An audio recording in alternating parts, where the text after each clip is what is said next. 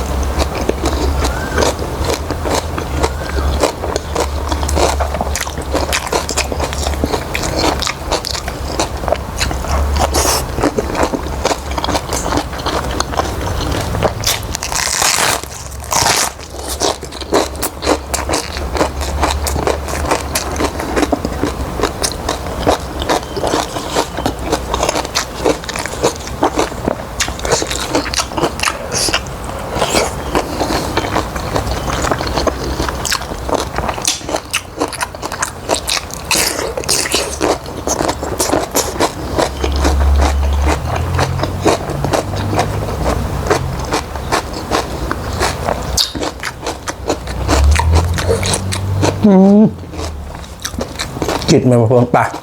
ตัวจัดนะ